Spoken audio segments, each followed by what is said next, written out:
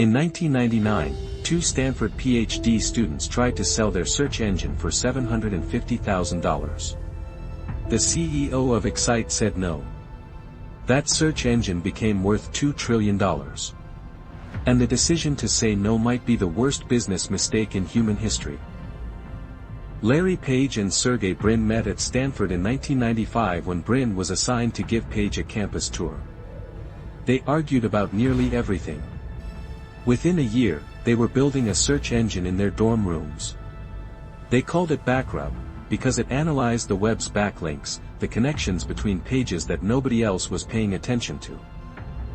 The idea was deceptively simple.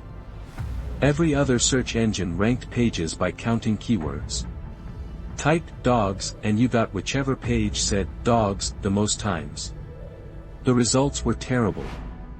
Spammers stuffed pages with invisible keywords. Finding anything useful required clicking through pages of garbage. Page and Brin had a different idea. They treated the web like an academic citation network. A link from one page to another was a vote of confidence. Links from pages that themselves had many inbound links counted more. They called it PageRank, a pun on Larry's name and the word web page. It worked.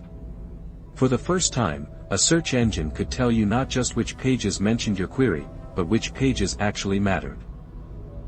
On September 4, 1998, they incorporated Google, a misspelling of Google, the number 1 followed by 100 zeros. Their first server ran on hard drives housed in a casing built from Lego bricks. Their first office was Susan Wojcicki's garage in Menlo Park. She charged them $1,700 a month. She later became CEO of YouTube. Now remove all of it. Google never exists. What happens to the world? Start with what most people do not realize Google controls. 91% of all internet searches go through Google. 65% of all web browsers are Chrome. 72% of all smartphones run Android. Gmail has 1.8 billion users. YouTube has 2.7 billion monthly users. Google Maps has over a billion. The company's parent, Alphabet, made $307 billion in revenue in 2023. In a single year, Google processed an estimated 8.5 billion searches per day. The word Google became a verb, added to the Merriam-Webster dictionary in 2006. No company in history has become so embedded in human behavior that its name replaced the word for the action itself. Without Google, the internet still exists. Other search engines existed, AltaVista, Yahoo, Ask Jeeves, Lycos. But none of them worked well. Before Google, searching the internet was an exercise in frustration. You printed directions from MapQuest. You looked up phone numbers in the yellow pages. You went to the library. Finding information required effort, time, and often another human being. Microsoft would probably fill the gap. They had the resources and eventually built Bing in 2009. But Bing has never matched Google's quality despite billions in investment. Without PageRank or its equivalent, search might have remained mediocre for years. The internet would still feel like a library with no index, everything is there, but finding it is the problem. No Google means no YouTube. Google bought YouTube on October 9, 2006 for $1.65 billion. At the time, many called it absurd. YouTube was burning money on server costs and had no clear path to profit.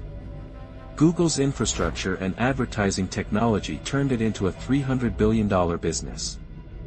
Without Google's acquisition, YouTube might have gone bankrupt. The creator economy, $70 billion paid to creators in 3 years, does not exist. Mr. Beast is not famous.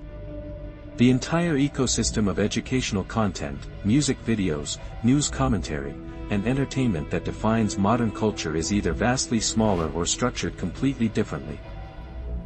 No Google means no Android. Google acquired Android in 2005 for $50 million. Android is free, phone manufacturers pay nothing to use it. That free licensing model is what made cheap smartphones possible in the developing world.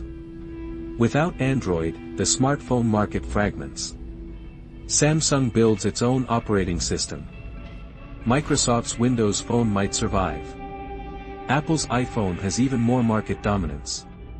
But the $200 smartphone that brought billions of people in Africa, India, and Southeast Asia online? It does not happen on the same timeline. The digital divide widens. No Google means no Gmail. Before Gmail launched on April 1, 2004, free email services offered 2 to 4 megabytes of storage. Hotmail and Yahoo Mail made you delete messages constantly. Gmail offered 1 gigabyte, a number so absurd that people thought it was an April Fool's joke. That single product forced every competitor to increase their storage. Without Gmail, email remains cramped and limited for years. No Google means no Google Maps. Before 2005, you printed MapQuest directions or bought a Garmin GPS. Without Google Maps, the real-time traffic revolution does not happen. Uber and Lyft are harder to build. Every delivery app, DoorDash, Instacart, depends on mapping infrastructure that Google built. The entire logistics layer of the modern economy runs slower. And here is the one that matters most for the future. No Google means no transformer. In 2017, a team of researchers at Google Brin published a paper called Attention is All You Need. It introduced the transformer architecture, the mathematical framework that powers every modern AI system. ChatGPT, Claude, Gemini, Midjourney, every large language model, every AI image generator, all of them are built on the transformer. Without that paper, artificial intelligence as it exists today does not exist. The entire AI revolution, the thing reshaping every industry on Earth right now, traces back to 8 researchers at Google. Someone might have invented something similar eventually. The underlying mathematics were not secret. But Google's resources, its data, its computing power, its ability to attract top researchers, created the environment where this specific breakthrough happened when it did.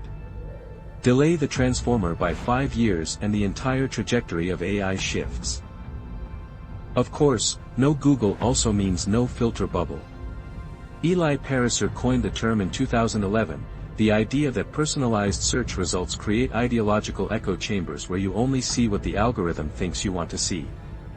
Without Google's personalization, search results are the same for everyone. The internet feels more like a shared reality and less like 7 billion individual realities. No Google means no $26 billion spent in a single year to be the default search engine on every device. That is the number revealed in the 2024 antitrust trial. Google paid Apple alone an estimated $15 to $20 billion per year to remain Safari's default. Without that money, Apple's finances look different. The entire economics of the tech industry reorganize. The European Union fined Google €8.25 billion across 3 antitrust cases. A US federal judge ruled in 2024 that Google holds an illegal monopoly. The company that started with a motto of "Don't be evil," which it quietly removed from its code of conduct in 2018, became the subject of the largest antitrust action since Microsoft in the 1990s. 2 PhD students. A Lego server. A garage. A misspelled name. They did not just build a search engine. They built the infrastructure layer of modern human knowledge. When Google went down for 5 minutes in August 2013, global internet traffic dropped 40%. 5 minutes. 40%. That is not a company. That is a dependency. Without Google, the internet still exists. Information still exists. But the bridge between the question and the answer, the thing that made the sum of human knowledge accessible to anyone with a connection, that bridge is either much worse or much later. Every time you type a question into a search bar and get an answer in half a second, you are using something that almost was not built. Because one CEO looked at it in 1999 and said no.